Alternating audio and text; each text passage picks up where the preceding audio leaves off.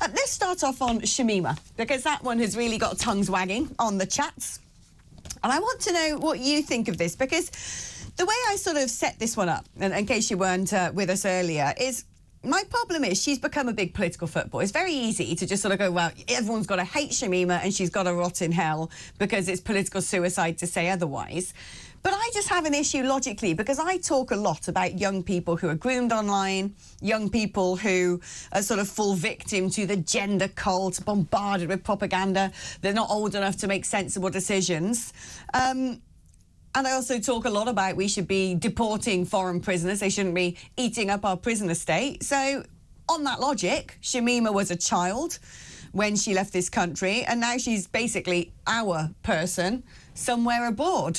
So logically, unfortunately, I have to come down on the side of really she probably should be brought home. Where do you stand on this one? Well, good evening, Alex. And like you, I studied philosophy when I was at university and have an appreciation for logic as well. And my logic on this one is that she shouldn't be allowed to come back into the United Kingdom, because I think people who go abroad to fight against the national security interests of Britain lose the right to their citizenship. And she's a dual national, as far as I understand. Her other nationality is Bangladeshi. So I think if you are going to actively engage against the interests of this country, then you should lose your right to citizenship here. The other thing I think is, if she is brought back, it would set a very dangerous precedent. Yeah, no, that's my main concern, actually, that how many other people would say, well, she got given the right to return and we want exactly the same. Let's talk now about building homes and whether this is more important than nature. We know we need new housing stock. We know a large amount of this is down to the level of migration that we've had in the country for a long time now, and unfortunately your government there, Henry, largely.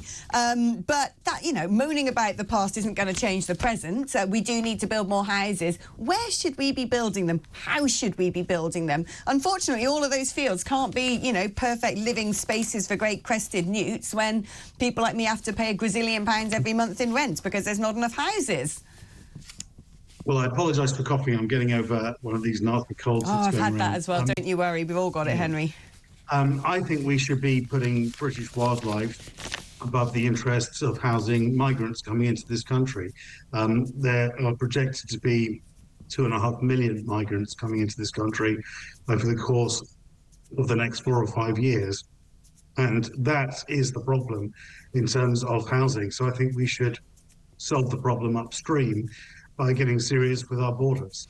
My gut tells me, Henry, that you could really do with a good old glass of water. Shall we let Henry get that? Because I hate that thing where you start talking, and especially when you've got a cold, and it sort of gets into the back of your throat and your eyes start watering and you start pulling a funny face like you're at a 90s rave.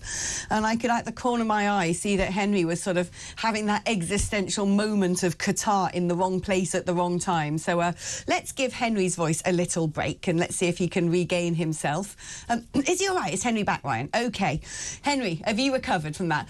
Don't feel bad. I've literally had that for 2 weeks, that ghoulish cold that's got roots, hasn't it? It doesn't leave.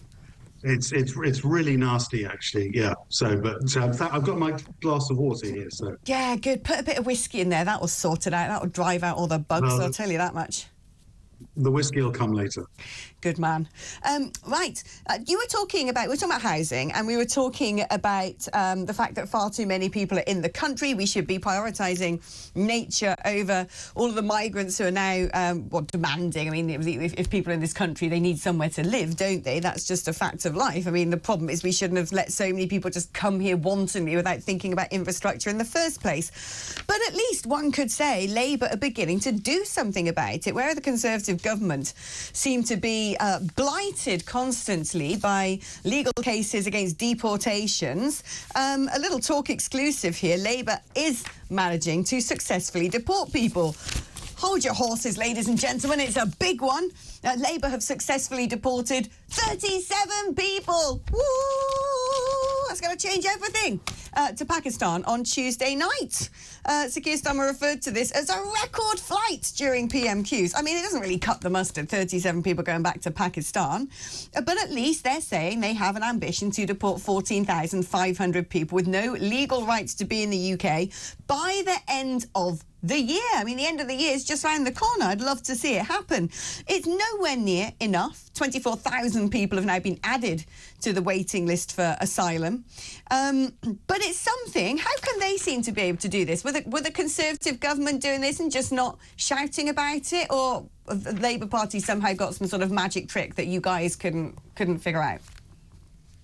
Deportations were happening under the last government, but in those sort of small figures that Keir Starmer mentioned at PMQs yesterday, I mean, 37 people is barely a drop in the ocean when it comes to, as you say, the thousands, tens of thousands that are entering this country across the English Channel almost every day. So we need a fundamental change. I have always believed that leaving the European Court on Human Rights, or the so-called European Court on Human Rights, is the only way that we can actually take back true sovereignty on the issue of immigration, because otherwise people just jam up the system and play the system with appeals, and then they establish an Article 8 right to live here because they've established a family life, because it's taken so long to deport them. You say that Keir Starmer's trumpeting this flight that's going to go off on Tuesday. Let's see if it does actually take off, because I'm sure there'll be some legal challenges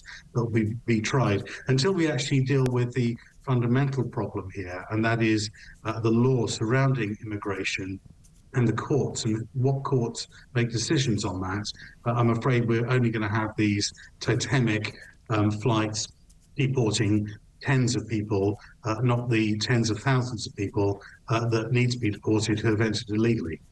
Yeah, it's interesting. Perhaps this is where everything all sort of comes together in a constellation of common sense, where the ECHR plus Shamima Begum might suddenly be the mechanism by which Sir Keir Starmer has to face up to the fact that we have essentially delegated sovereignty over the most critical national issues to a court with no accountability.